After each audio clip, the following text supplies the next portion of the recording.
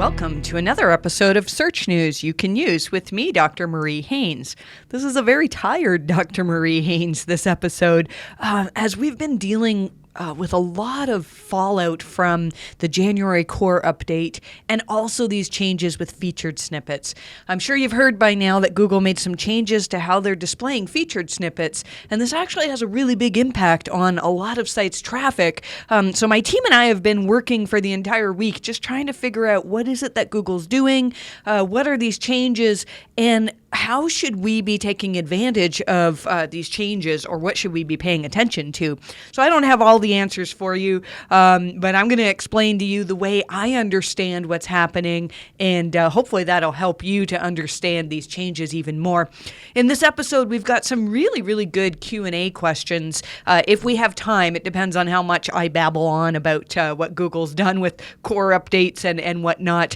And we'll talk about a couple of Google announcements as well. So let's talk about this January core update. Most of you know that Google announced on January 13th of 2020 that they were pushing out a core update. And it's great that Google tells us these. They don't want to name them anymore other than really boring January core update. But this was something significant. And I'm going to have a very thorough article out on this. It's almost completed. I hope to have it out either by the end of this week. It may possibly be early next week, in which we talk about all of the things that we've seen in sites that have made improvements and also sites that have seen drops. And we've really been refining our process in how we determine what do we think it is that Google actually changed with this update. And so this is really exciting. On one hand, it's great because it gives us more information to say, okay, it looks like Google is rewarding this as a sign of quality. On the other hand, it means that we have to spend quite a bit more time digging into these things to try to figure out what it is that Google's changed. We had a really, this is going to sound braggy, but we had a lot of clients that saw some really nice changes. Most of them, it seemed to happen for them January 14th. So Google said that this core update was rolling out starting on the 13th, and then most of the sites that saw something significant in terms of a change saw that starting on the 14th.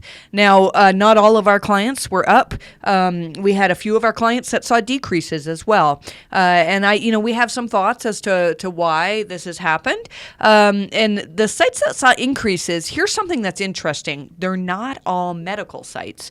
So we had a big jump in the number of medical clients that we started reviewing websites for starting in the middle of 2018 when the August 1st update happened that year. That's the update that eventually got called Medic. We got a lot of attention for that as we were digging into some of the changes that Google made in the Quality Raters guidelines, and we were noticing that those changes were reflected in the sites that were seeing improvements or horrible declines as of August 1st, 2018. And so we have a lot of medical sites in our profile. We have hundreds of sites that we monitor every time there's an update, and we have a lot of medical sites. We did see a good number of medical sites see improvements with this update, but we saw other sites as well. We had some lead gen sites, even some affiliate sites, a number of different websites saw improvements with this update. So it's not just a not just a medical update, but I do think it's a YMYL update, as in your money or your life. And pretty much all of the sites that saw significant changes with this update are ones that we would consider YMYL. So here are some of the things. Now, if you're a paid subscriber to our newsletter, I should say this corresponds to episode number 117 of Search News You Can Use, which you can find at mariehaynes.com/newsletter. If you're a paid member of our newsletter, you've been seeing me over the last few weeks sort of just lay out what I think is happening with this update. And so I'm going to explain to everybody here some of the things that we're noticing, and then much of this will be reflected in the article that I'm going to write as well, or that I'm almost finished writing.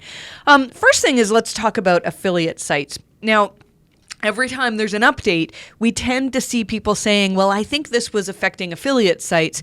And I think a lot of the time this is because people who run affiliate websites are very, very in tune with changes to Google's algorithms because your traffic, your revenue is highly determined by how much traffic you get to your website. Sometimes Google will make an update where websites will see less traffic, but they actually don't see fewer conversions. And I'm not talking about affiliate sites. I'm talking about a service site. If you were, for example, a legal website, you might see less traffic to some of your informational pages with an update, but Google may have gotten better at figuring out which customers are potentially going to convert for you, and so they're sending you more targeted traffic. They're sending you traffic that the traffic that you stopped getting essentially is people that really shouldn't have ended up on your website anyways. This is different. So when affiliate sites get affected by a Google update, if your traffic goes down by 50%, probably your revenue has gone down by a significant amount as well. We saw that a number of sites that were impacted negatively by this update were sites that used affiliate links. I hate to say just affiliate sites because these sites were all sites that had decent content, but still had a number of affiliate links throughout their content. Now, I'm not saying you need to get rid of your affiliate links. I'm also not saying that you need to, if you clean up affiliate links, you're going to recover from a Google update hit. Let me see if I can explain what I think is happening with these affiliate sites. A good number, some of what I did was look at keywords that had dropped for certain affiliate sites that we monitor that we said, these sites tend to have good EAT for the most part. They tend to have good content for the most part. So why were they seeing drops? And we looked at particular keywords that were very important, and these sites saw particular drops for them. And then we looked at which sites actually saw gains and for those keywords. And one of the things that was very, very clear to me, maybe it's coincidental, but it seems obvious to me, is that affiliate sites that saw improvements did a really good job of making it clear to the user that you were clicking on an affiliate link. So let's say I write an article about a particular type of shoe that I really like, and I have an affiliate link to where you can buy that shoe on Amazon. It's one thing to say, like, here's the most amazing red shoe you've ever seen, and link red shoe to Amazon with my affiliate code in there. It's another thing to say, you could buy these red shoes on Amazon. Here's a link to get them. As a reader of this content, I'm much more aware that when you're linking red shoes to Amazon, that if I click on that link, it's because I'm potentially wanting to buy on Amazon.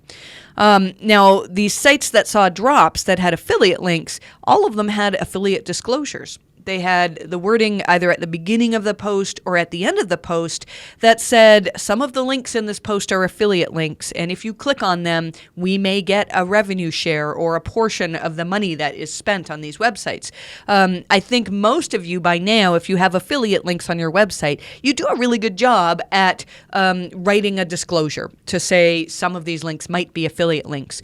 But think about the reader. The reader has not read all of your disclosures. The reader probably has not scrolled down to your footer to find out if some of the links on this site are affiliate links. Rather, they're reading this article, they're saying, oh, here's a link about red shoes. I wonder if that's going to tell me more about red shoes or what. And you click on it, and now you've got a cookie on your website, or a cookie in your browser to say, hey, next time you buy from Amazon in the next few days, a portion of your sale should go to the person whose website, whose link you clicked on. This can potentially be deceptive to users. And in my article that you'll see soon, I'm going to share some screenshots from the Quality Raters Guidelines that tell us that affiliate links are to be considered ads, and ads should always be very, very clearly delineated as ads. And so we think that Google is now measuring it as a slight sign of distrust if you've got affiliate links on your website where it's not immediately clear to the person who's clicking on this link that it's a link. And I'll hope to include some examples in my article on what we think is appropriate and what potentially could be seen as a sign of lower content or lower quality by Google. Another thing that we noticed is I really think that part of this update has to do with BERT. And, we've talked about BERT a lot in the last few months since Google announced that they're using it. BERT is just a way for Google to use natural language processing to better understand language, better than they ever have before. Something that we noticed with sites that saw a lot of improvement is in a lot of cases they had content that truly was better than their competitors. And it seems to me that Google has gotten better at identifying which pieces of content really are the best answer to a searcher's query. And I know some of you are sitting here going, but wait, my content's way better than everything else that's ranking there. It's not a black box. It's not... Black box is not the right word. It's not black and white. It's not like Google can say, this is clearly the best content, so we're going to ignore all other signals that this site is giving us and just make this rank well. Rather, it's something that's considered. So one of the things I would recommend is if you saw a drop with the January core update, one of the things that I'd really recommend doing is look at currently what articles are ranking above you. Who were the winners for your keywords? So when you do a search for your keywords and you can see, example.com, they used to be number 5 and now they've jumped up to number 2. Really honestly look at their articles and say, as a reader, would you get more information from their article than from yours? And now I'm not saying that we need to all go out and make our articles 8,000 words in length and, have every possible thing in there, because that could be a negative as well. I don't know whether Google's measuring this, but as a reader, I don't want to read an 8,000 word wall of text. I want something that I can easily skim, that I can find my answer to. And I feel like with this update, Google got better at determining which content is actually answering a searcher's question.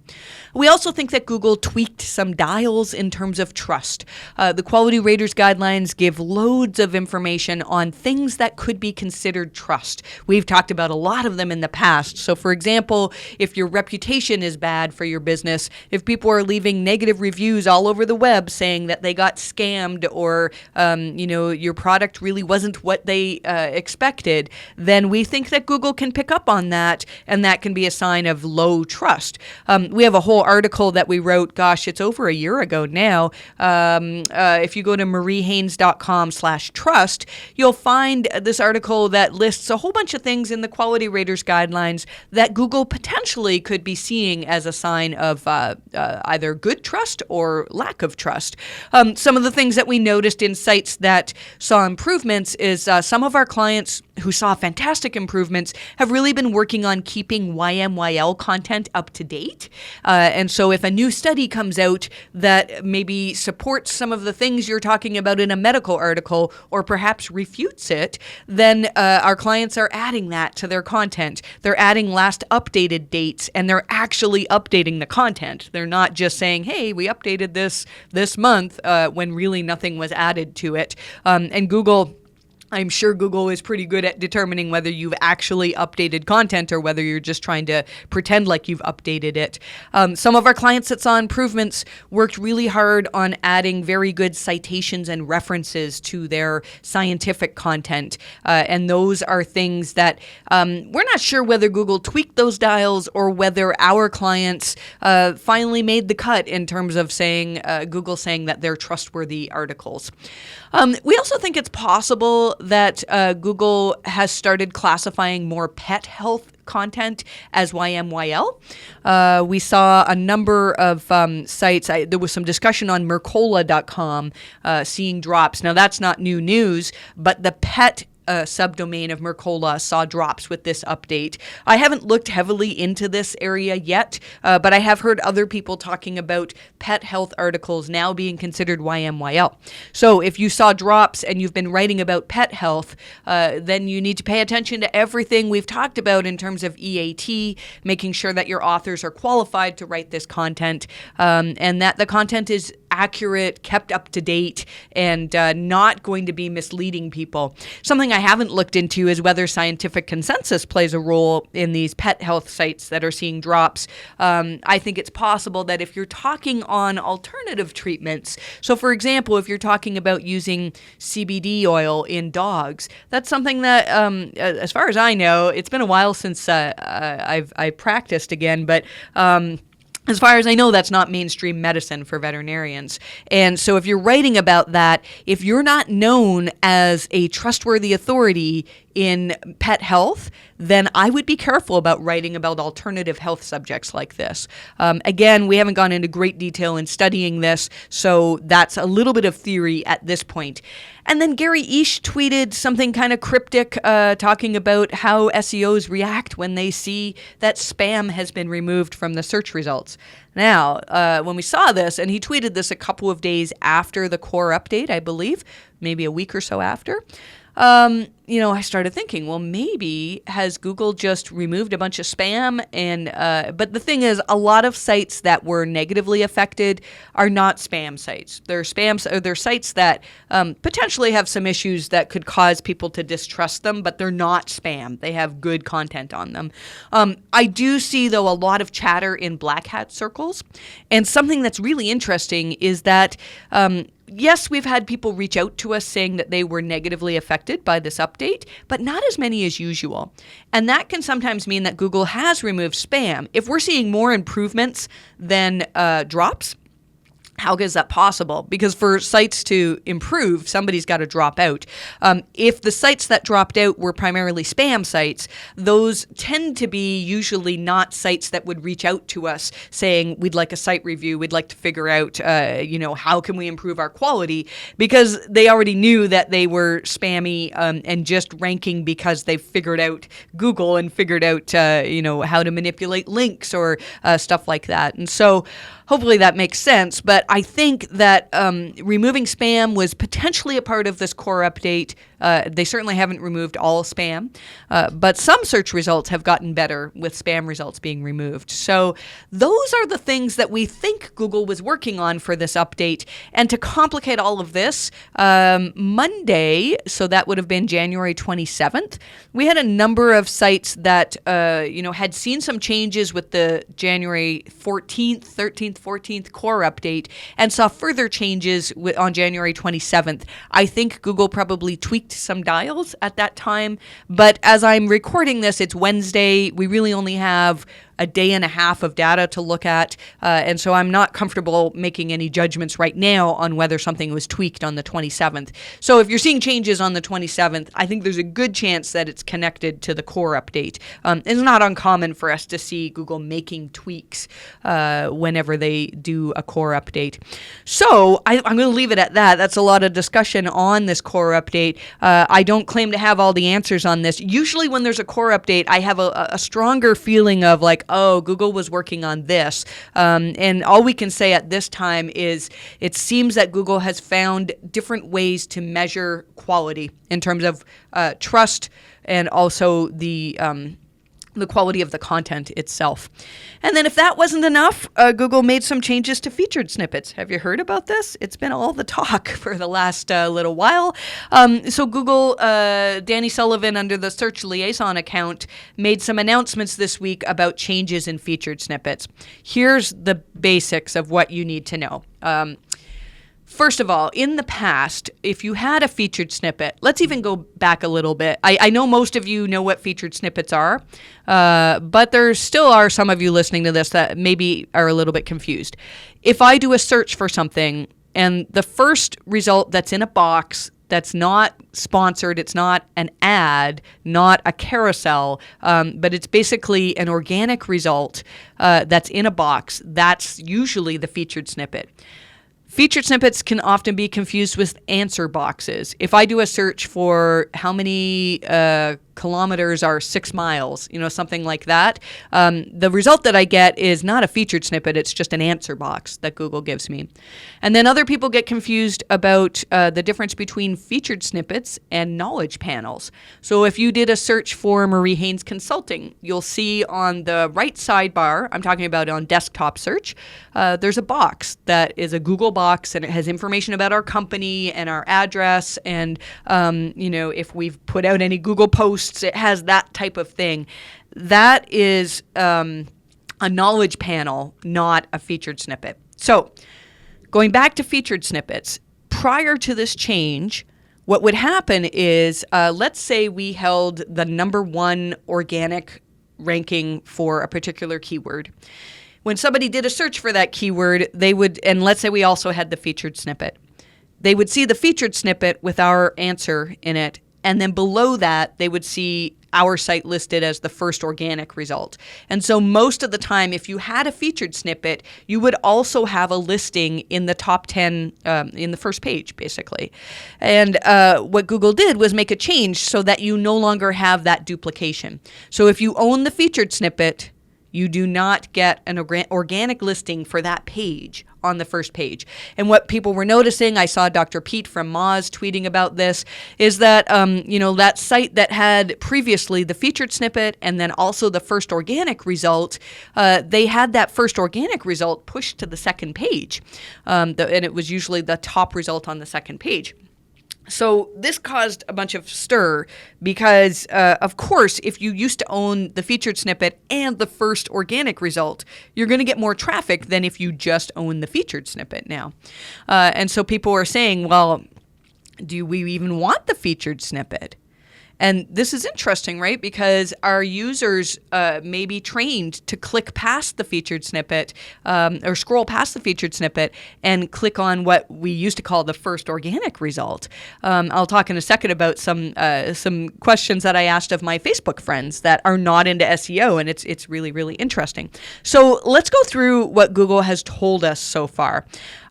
First of all, if you, let's see here, and we've got all of this in our newsletter, again, episode number 117, with links to all of these tweets if you need to, talk to clients about what's happening and have some official thing to reference. So Danny Sullivan said, let's see here. Okay, if you own the featured snippet, the duplicate will be removed. That doesn't reduce your chances of having a featured snippet. So somebody was asking about that. He also said, if a web page listing is elevated into the featured snippet position, we no longer repeat the listing in the search results. This declutters the results and helps users locate relevant information more easily. Featured snippets count as one of the 10 web page listings we show. So something that we have noticed is that it's not like there's a featured snippet plus 10 organic results. Now what you're seeing is the featured snippet plus 9 organic results. Basically all they've done is just removed your listing from those, what we used to call the organic results. It's super confusing because now Google wants us to call the featured snippet the first organic result. And I jokingly said that a lot of tool programmers were probably pretty busy last week trying to update how they figure out how to report rankings. Because we used to say that the featured snippets were position 0, and now they're position 1. This change happened starting, actually it just happened globally on January 22nd. We've made a note of this on our list of algorithm updates. If you go to mariehaynes.com/algo, ALGO, you'll get redirected to our algorithm update post. And whenever Google does a significant change that could impact your traffic, we've made note of that. That might be reflected later on today. I think we're currently in the process of making those changes. The change does not affect video featured snippets. So if you have a page that's featured in a video carousel or is a video featured snippet, that page can still rank organically. It won't be deduplicated like regular featured snippets are. Another question, Alan Blaileis asked, if Site X has featured snippets, organic for that page disappears. Okay, right. What if they lose the featured snippet? Will they instantly regain the previous high organic position for that page or phrase combo?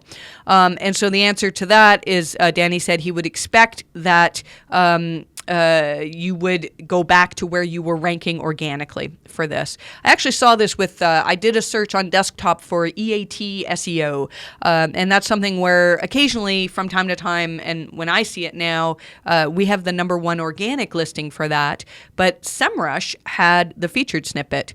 And then when Google deduplicated things, SEMrush had the #5. They would have had the #5 organic spot. And it's unusual for a featured snippet to be pulled from the #5 organic spot. We actually should work on winning the featured snippet for that.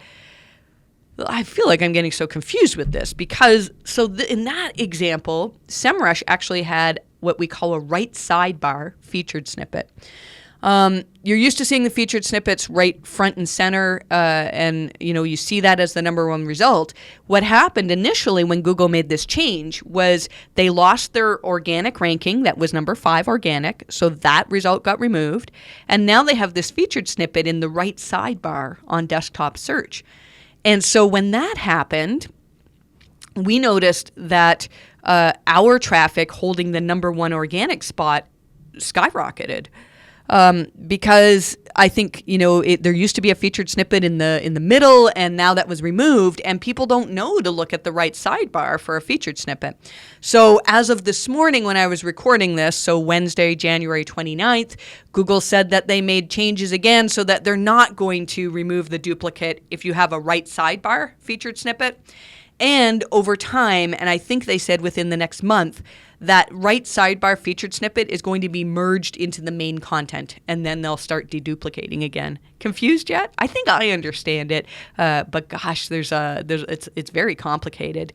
Another thing to know, this was a tweet from Lily Ray, that if you have 2 pages that rank on page 1 for a query, one can appear for the featured snippet, while the other can appear in the other 9 blue links.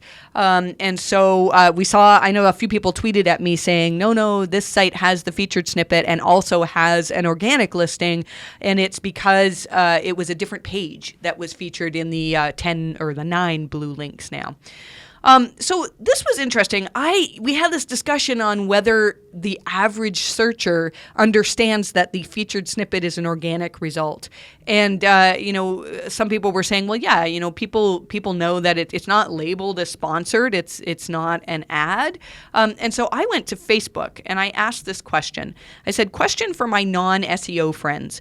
When doing a Google search, do you often click on the first result in a box shown below with a yellow arrow, or do you tend to skip down to the results that I've shown with a red arrow? So the yellow arrow was pointing at the featured snippet, and the red arrow was pointing at the first organic results. And I asked this of my non-SEO friends, and most of the replies, it kind of indicated to me that most people think that this featured snippet was an ad. You can see the actual featured snippet in Twitter, on my Twitter, and also in our newsletter. It was a silly question I asked, are dogs better than cats? Or are cats better than dogs? Something like that. And it's funny, nobody commented on the answer, whether dogs are better than cats. I don't know. What do you think?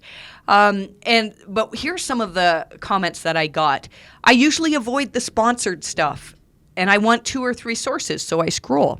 Somebody else says, I almost always skip down. And keep in mind, I didn't say these were ads. I just showed a screenshot with a regular featured snippet. I did not call them ads. Somebody said, I figure that any shoddy company can pay for the top spot. I'll scroll past to one that has a legitimate higher position. Somebody else, I never click on the first result or the ad. Now, I don't know if she's seeing, but in this case, she said she would scroll down. Another person, I scroll down to the red arrow ads. I think I had one non-SEO friend who commented something about a featured snippet. This person was probably, digital savvy.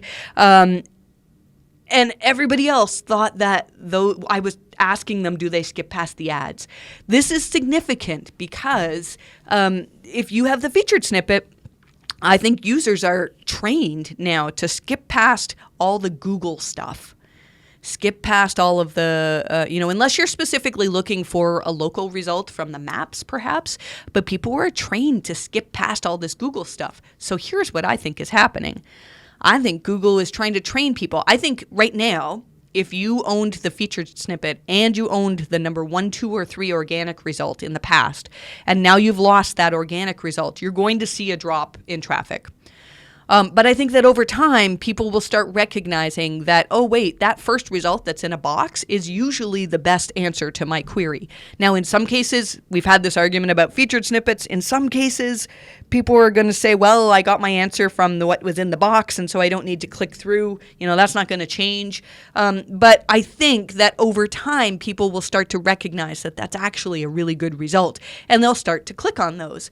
Now, if you put your tinfoil hat on, which, I'm usually very pro-Google. I'm not anti-Google on this, but I think that what Google is doing is trying to train the average searcher to start looking at the Google stuff again.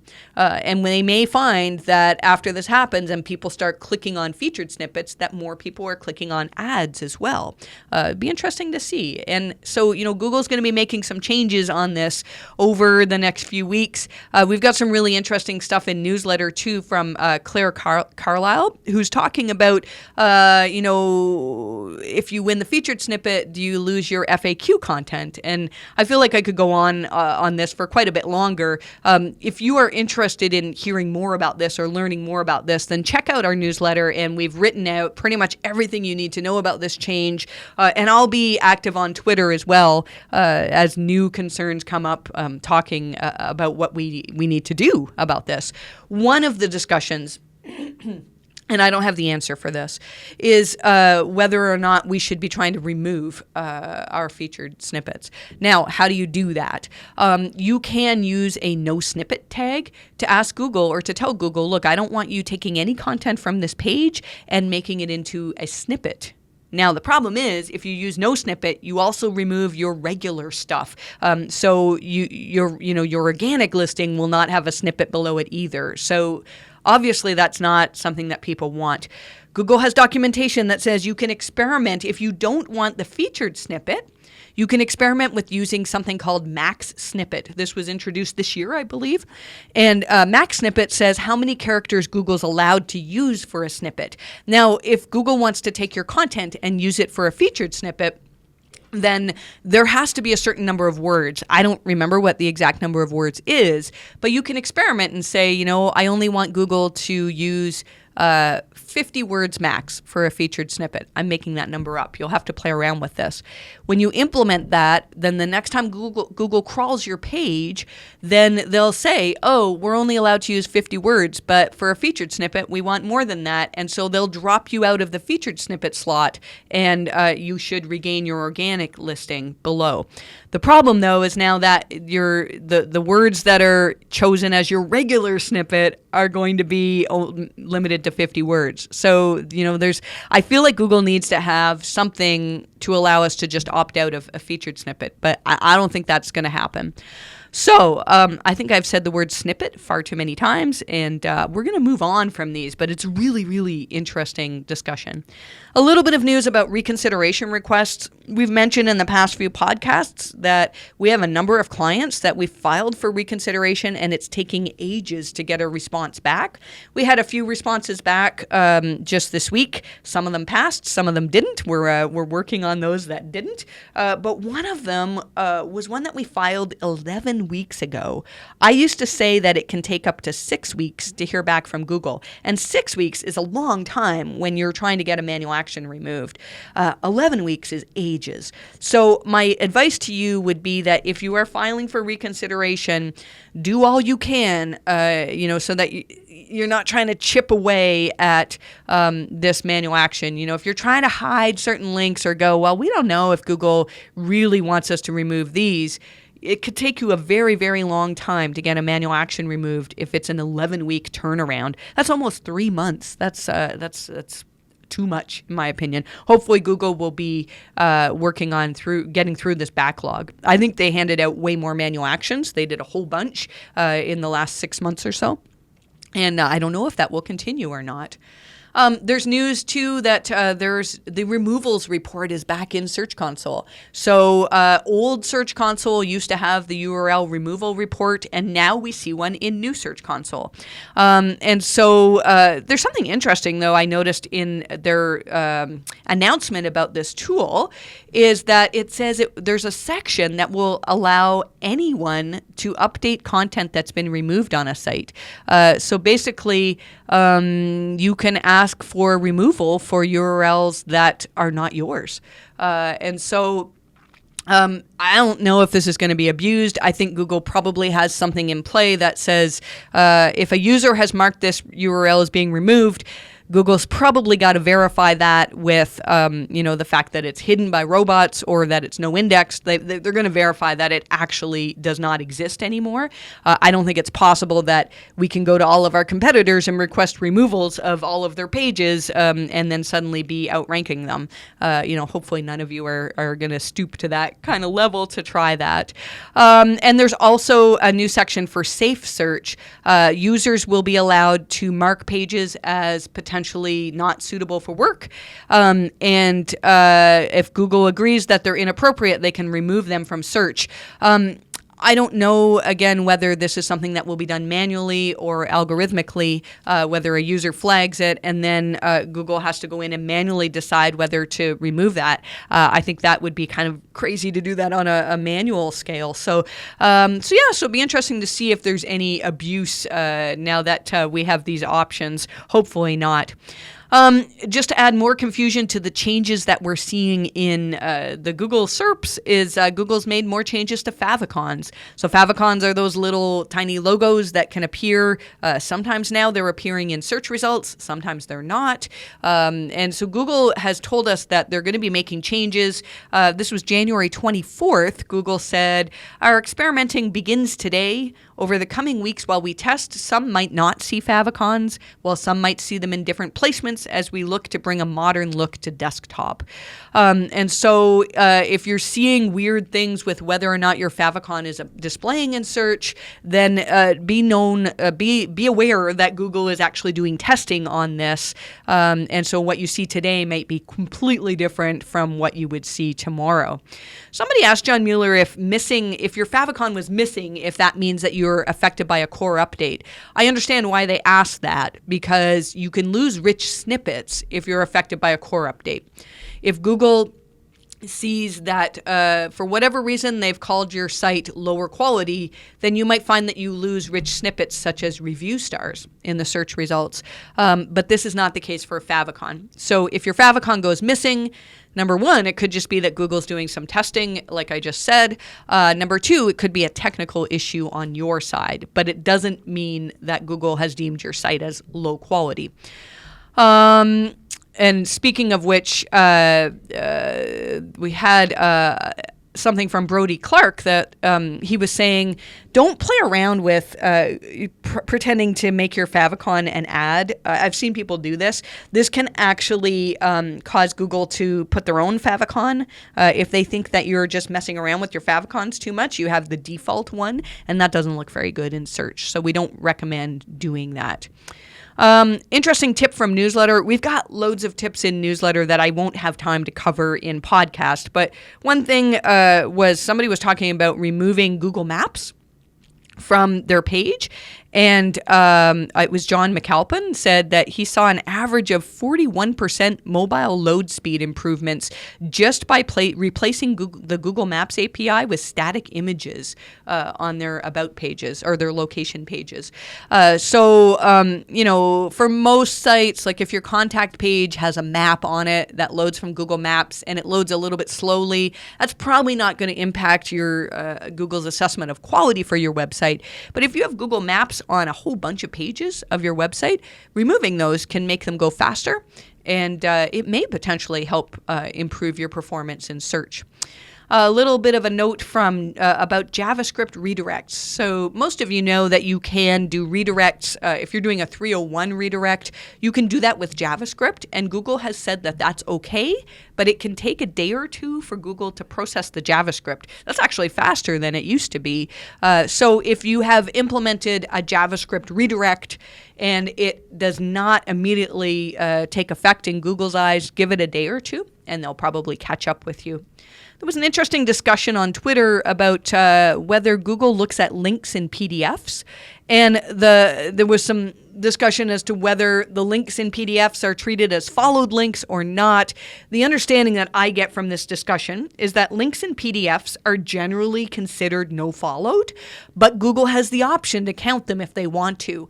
And this is probably very similar to other no followed links now. If you remember in the summer, I believe we talked about changes that Google made to rel equals sponsored and rel equals UGC, and Google made it so that if they want to, they can count the page rank through a no followed link.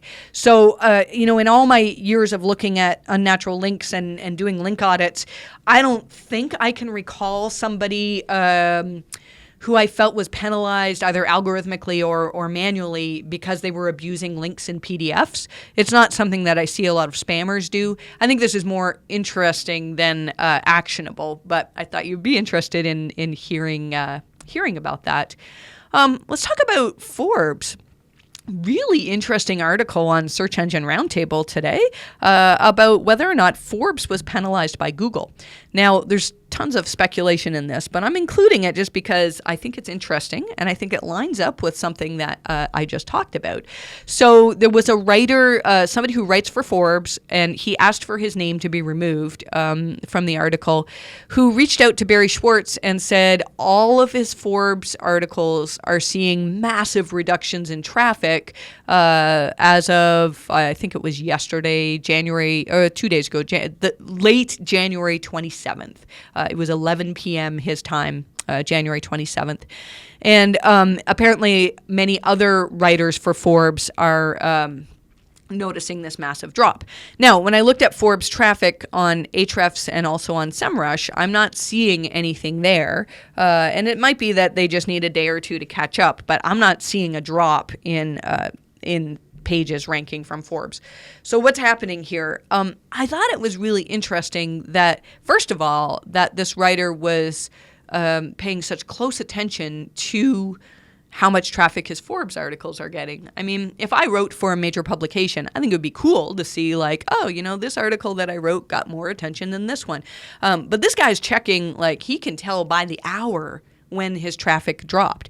So why is he so interested? So I started looking at his posts. We managed to find the Google cache still had Barry's article there with his name in it, and so I'm not going to say who it was because very clearly they want it to be removed. But we looked at his articles, very well written. They're all tech articles on Forbes.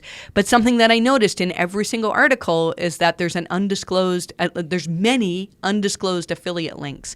And so when you read this article on Forbes, there's links to mostly Amazon, but also other very large sites with affiliate programs.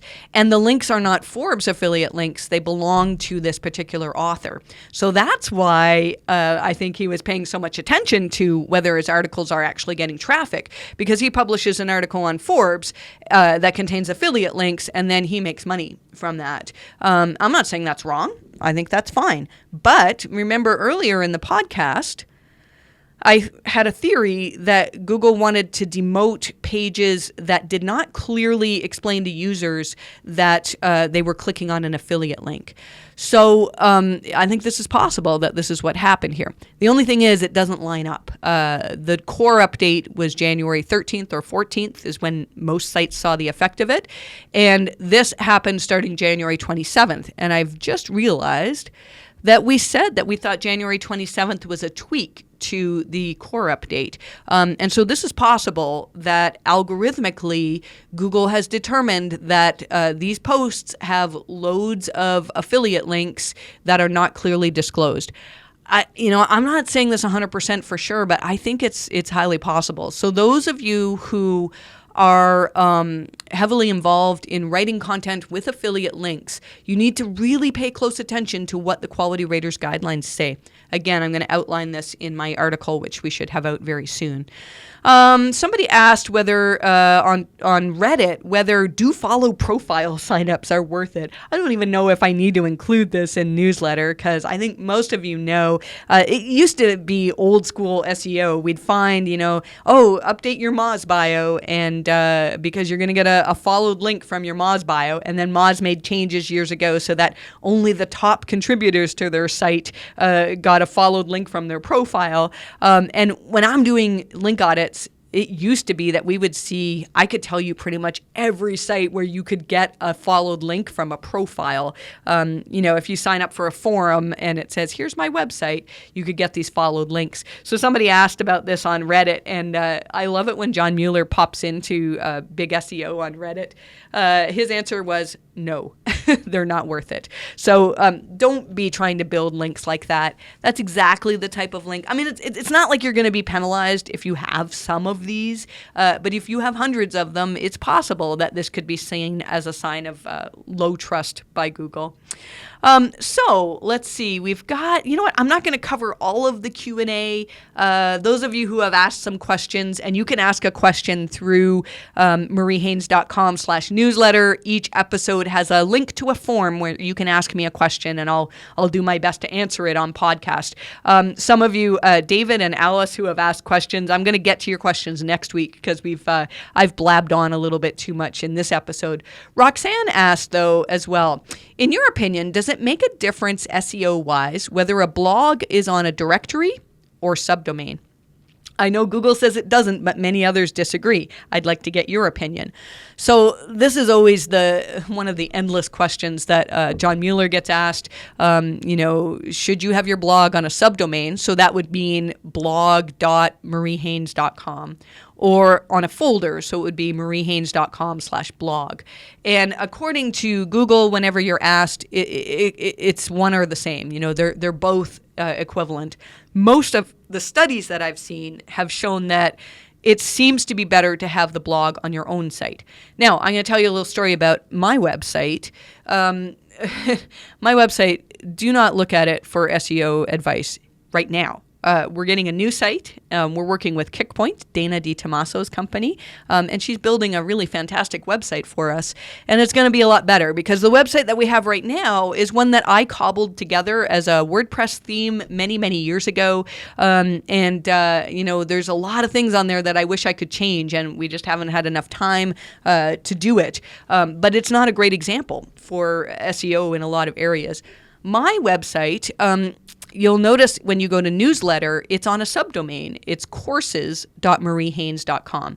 Now, the reason why I created courses was I originally thought that the way I was going to proceed in my career in SEO was in teaching people about SEO through courses. And this was essentially supposed to be a subdomain for people to buy stuff. It was kind of like a shop subdomain. And I really never intended for information on that subdomain to be ranking other than maybe the main page to say, like, here's my course.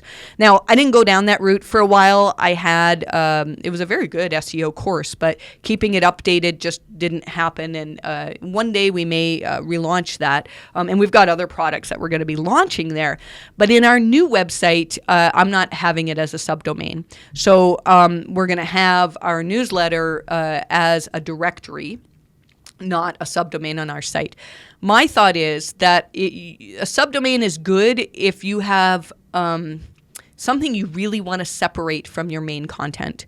So one example could be, let's say you have a private members forum that you don't want to have indexed. You could have forum.yoursite.com. Potentially a news blog if you want to be, republishing stuff that maybe isn't the highest quality. But even then, I don't know that I'd want to do that. So my thought is for blogs, I would like to see them as a subdirectory and not a subfolder, not a subdomain. So /blog as opposed to blog.example.com. So hopefully that answers the question. I think there are many studies out there, and like most of them seem to show that having it on a directory is better than a blog. So that's what I would recommend. I think we'll end it there because I'm actually losing my voice. We had so much to talk about this week. As always, you can follow me on Twitter. I'm Marie_Haynes. I'm trying to be a bit more active on Twitter now, and we've had a lot of fun lately with some funny GIFs and whatnot. Twitter is just so awesome. I don't know what I would do if it went away. But yeah, you can follow me on Twitter and sign up for the newsletter, mariehaynes.com/newsletter. If you want to reach out to my team to either hire us or, get one of my team to contribute to a roundup post or something like that, it's Marie Haynes or help@mariehaynes.com. So thanks so much for listening. We'll be out very soon with our article on the January core update, and I wish you the best of luck with your rankings.